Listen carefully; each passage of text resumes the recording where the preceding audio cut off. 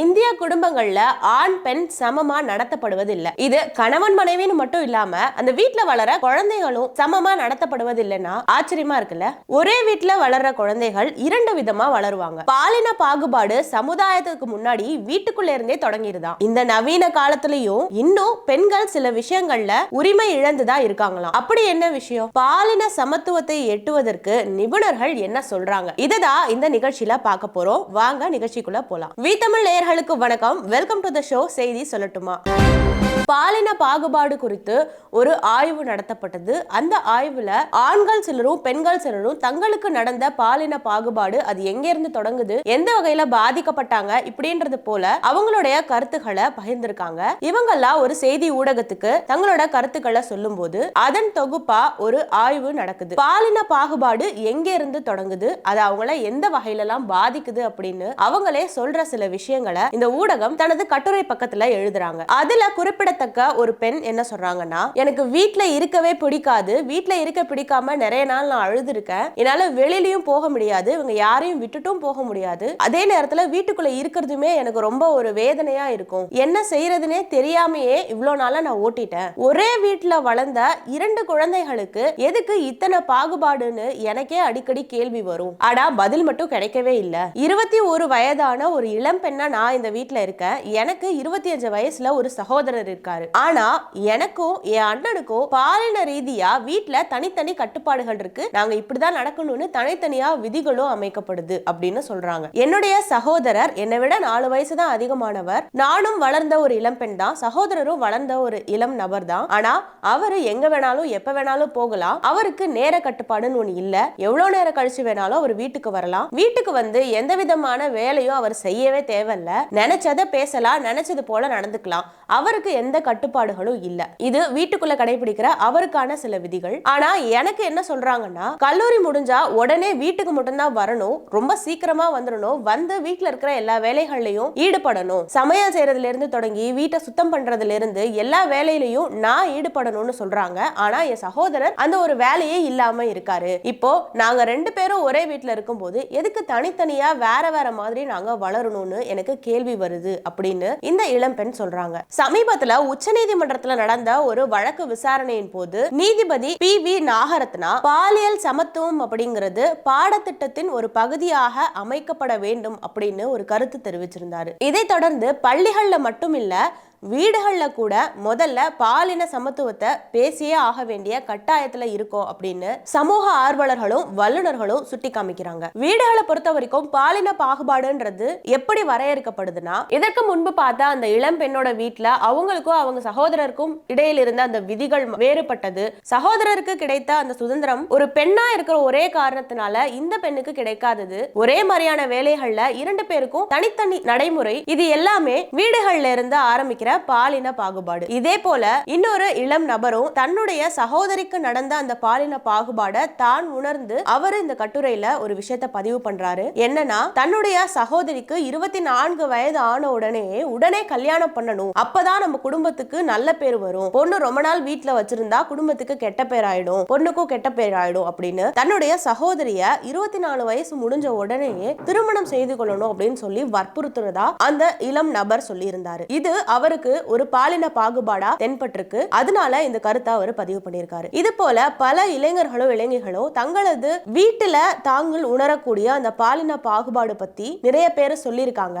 அதுல ஒரு தொகுப்பா இந்த 2 பேருடைய அனுபவங்கள் மட்டும் இந்த ஊடகம் வெளியிட்டு இருக்கு. சமீபத்துல உச்சநீதிமன்ற நீதிபதி பி.வி. நாகரத்னா அப்படிங்கிறவரு பாலியல் சமத்துவம் அப்படிங்கிறது பாடத்திட்டத்தின் ஒரு பகுதியாக சேர்க்கப்பட வேண்டும், கற்பிக்கப்பட வேண்டும் அப்படின்னு ஒரு கருத்தை முன்வைக்கிறாரு. இது எதுல இருந்து தொடங்குதுன்னா, இந்தியாவில் பெண்களுக்கு எதிரான பாலியல் வன்கொடுமைகள் அதிகரிக்கிறதுக்கு ஒரு காரணமாக இருக்கக்கூடியது பாலின சமத்துவம் குறித்த போதுமான அறிவு மக்களுக்கு இல்லாததாலதான், அது குறித்த சரியான புரிதல்கள் மக்களை சென்று சேராததுனாலதான், பாலின சமத்துவம் குறித்த அடிப்படை கல்வி மக்களுக்கு இல்லாத ஒரு காரணம் தான் அப்படின்னு குறிப்பிட்டு இது தொடர்பா அரசு உரிய ஒரு உத்தரவு கொடுக்கணும் அப்படின்னு மூத்த வழக்கறிஞரான ஆபாத் ஹர்ஷத் போண்டா உச்சநீதிமன்றத்துல மனு ஒன்று தாக்கல் செய்யறாரு. இந்த மனுவை பி.வி. நாகரத்னா தலைமையிலான நீதிபதிகள் குழு விசாரிக்குது. கடந்த பிப்ரவரி 21 நடந்த இந்த வழக்கு விசாரணையின் போது நீதிபதி PV நாகரத்னா ஒரு கருத்தை முன்வைக்கிறாரு. அதாவது பாலின சமத்துவம் குறித்தும் ஆண்கள் பெண்கள் கிட்ட எப்படி நடந்துக்கணும், பெண்களை எப்படி அவங்க பார்க்கணும் அணுகணும் அப்படிங்கறதுல சில நெறிமுறைகளும் வகுத்து இத ஒரு பாடத்திட்டத்தின் ஒரு பகுதியாக கண்டிப்பா சேர்க்கப்பட வேண்டும் அப்படின்னு ஒரு கருத்தை முன்வைக்கிறாரு. ஒரு ஆண் ஒரு பெண் கிட்ட வெளியில இருக்கிற சமுதாயத்துல எப்படி நடந்துக்கிறான்றது வீட்டுல அவன் அந்த பெண் மீதான எந்த மாதிரியான கருத்தின் அடிப்படையில வளர்க்கப்பட்டான் அப்படிங்கறத பொறுத்துதான் இருக்கு. அப்போ வெளியில இருக்கிற சமுதாயத்துல ஒரு பெண்ணுக்கு ஒரு ஆண் இது மாதிரி நடத்துறாங்கன்னா அந்த ஆண் அவங்க வீட்லயுமே பெண்ணை இப்படிதான் நடத்தணும்னு கற்பிக்கப்பட்டிருப்பாங்க. அதை பொறுத்துதான் வெளியில அவங்க பெண்ணை அணுகுறாங்க. அப்போ ஆண்கள் பெண்கள் மத்தியிலான இந்த பாலின சமத்துவம் வீட்டுல இருந்தே தொடங்கணும் அப்படின்னு இந்த நீதிபதி கருத்து சொல்றாரு. ஆனா அதுக்கு பதிலா வீட்டுல இருக்கிற பெற்றோர்களே ஆண்கள் பெண்கள் சமம் இல்ல, ஆண்கள் எப்பவுமே பெண்களை விட ஒரு படி உயர்ந்தவங்க தான் அப்படின்னு சிறு வயதுல இருந்தே அவங்களுக்கு ஒரு விதமான பாடத்தை புகட்டுறதுனால இதுதான் நிதர்சனம் அப்படின்னு நம்பி சில ஆண்கள் பெண்களை வெளியிலையும் இதே போல நடத்துறாங்க. நீதிபதி PV நாகரத்னா இதை எப்படி குறிப்பிடுறாருன்னா, பெற்றோர்கள் ஆண் பிள்ளைகள் இருந்தாலும் பெண் பிள்ளைகள் இருந்தாலும் யார் அதிகமா கட்டுப்படுத்துறதுக்கு முற்படுவாங்கன்னா பெண் பிள்ளைகளை தானா. அப்போ இயல்பாவே அங்க இருக்கக்கூடிய ஆண் பிள்ளைகளுக்கு பெண் பிள்ளைகள் கட்டுப்பாடுக்கு உட்பட்டவங்க தான் அப்படின்ற ஒரு மனநிலை வரும். அப்போ சில விஷயங்கள் பெண்கள் செய்யக்கூடாது, இந்தந்த விஷயங்கள்லாம் வீட்டு விஷயங்கள்லாம் பெண்கள் தான் செய்யணும், வலிமை அதிகமா இருக்கக்கூடிய விஷயங்கள் வெளியில செய்யக்கூடிய வேலைகள் இதெல்லாம் ஆண்கள் செய்யலாம், ஆனா வலிமை இருக்கக்கூடிய விஷயங்கள் பெண்கள் செய்ய முடியாது, அவங்க வீட்டை கவனிச்சுக்கிற வேலையை தான் பார்க்க முடியும். இப்படி இயல்பாகவே அந்த வீட்டுல வளரக்கூடிய ஆண்கள் மனசுல பெண்கள் இந்தந்த வேலைகளுக்கு தான் தகுந்தவங்க, இந்தந்த வேலைகளை தான் செய்யணும், இந்த விதிப்படி தான் நடக்கணும், இப்படியான எண்ணங்கள் அவங்க மனசுலயே விதைக்கப்பட்டே வந்திருக்கும். அப்போ வெளியில வந்து அவங்க வளர்ந்ததுக்கு அப்புறம் ஒரு சமுதாயத்துல ஒரு பெண்ணை அவங்க எப்படி அணுகுறாங்கன்றது அவங்களோட குற்றம் மட்டும் கிடையாது. பாலின அம்சங்கள் குறித்து பயிற்சி அளித்து வருபவரான அபர்ணா தோட்டா என்ன சொல்றாங்கன்னா, இந்த பாலின பாகுபாடு அப்படிங்கிறது வீட்டிலிருந்தே தொடங்கிடுச்சு. ஆண் குழந்தைகள் வீட்டிலிருந்து என்ன கத்துக்கிறாங்களோ அதை தான் வெளியில போய் அவங்க செய்வாங்க. பாலின பாகுபாடு அப்படிங்கிறது வீட்டிலிருந்தே பெற்றோர்களாலே உட்புகுத்தப்படுது.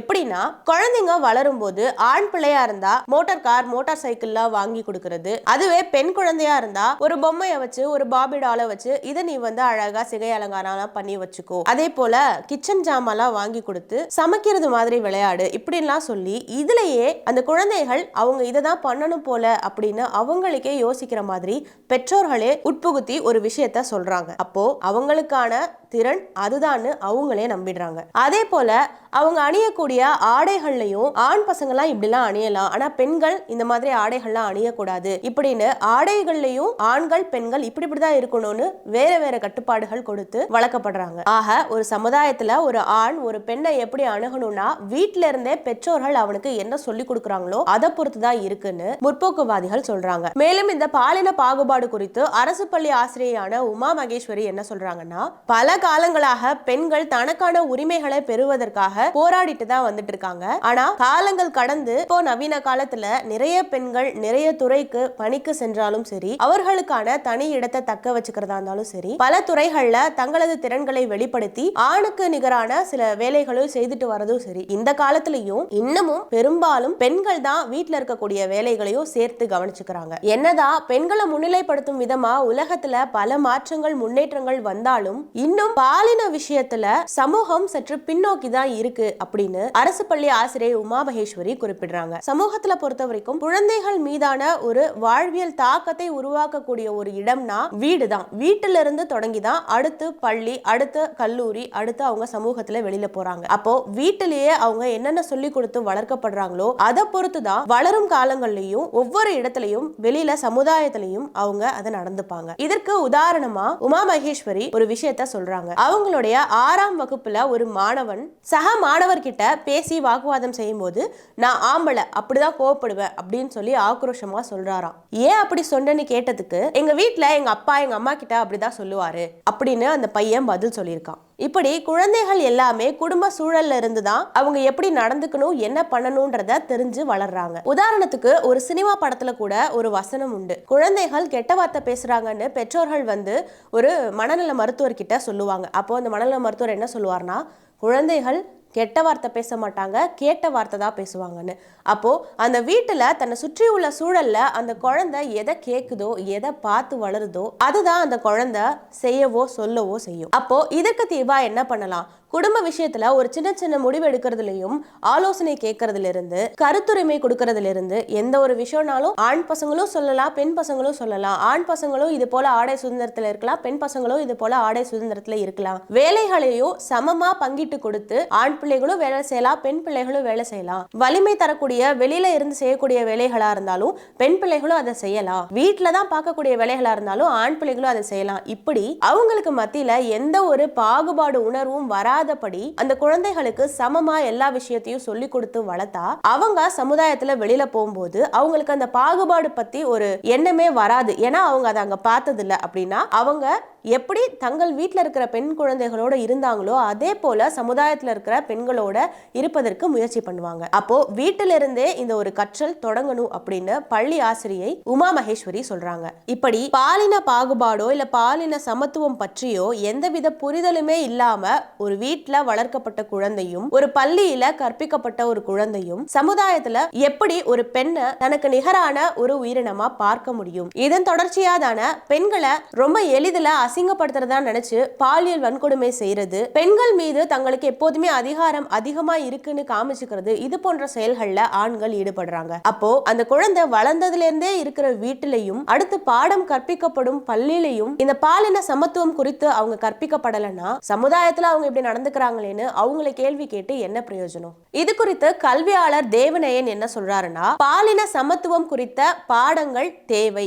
மாணவர்கள் வளரும் போதே இதை தெரிஞ்சுக்கிட்டு தான் வளரணும். அரசாங்கத்தின் கொள்கைகள்னாலோ இல்ல சலுகைகள்னாலோ இல்ல சட்டங்களால மட்டுமே பாலின சமத்துவத்தை கொண்டு வர முடியாது. அவங்க மனசளவுல இருந்து இந்த மாற்றம் தொடங்கணும். அப்போ சரியான எண்ணங்களால அவங்க விதைக்கப்படணும்னா அது அவங்க கல்வியிலேயே அடிப்படையா இருக்கணும். மாணவர்களோட கல்வியில இருக்கக்கூடிய பாடத்திட்டங்கள்ல பாலின சமத்துவம் குறித்து கட்டாயமா இருக்கணும் அப்படின்னு கல்வியாளர் தேவநயன் சொல்றாரு. பாலின பாகுபாடு இன்னமும் இல்ல, என்னதான் நவீன கலாச்சாரம்னு சொன்னாலும் வளர்ந்த நாடுன்னு சொன்னாலும் இன்னும் இருக்கக்கூடிய அந்த பாலின பாகுபாடுகளை களைவதற்கு பள்ளி அடிப்படை கல்வியிலிருந்தே இந்த சமத்துவம் குறித்த புரிதல் ஆண் குழந்தைகளுக்கும் பெண் குழந்தைகளுக்கும் வேண்டும். அதை அவங்க அந்த பாடத்திட்டத்துல கற்பிக்கிறதுக்கு அவங்கள எளிதில் மாணவர்களுக்கு புரியும்படி சொல்லிக் கொடுக்கறதுக்கு ஆசிரியர்களும் முறையா பயிற்றுவிக்கப்பட வேண்டும் அப்படின்னு கல்வியாளர் தேவநயன் சொல்றாரு. கடந்த 2024ஆம் ஆண்டுல கேரள மாநில கல்வித்துறையில இப்படி ஒரு புரட்சியை பண்ணாங்க. என்னன்னா, மாணவர்களோட கல்விக்கான பாடத்திட்டத்துல பாலின சமத்துவம் குறித்த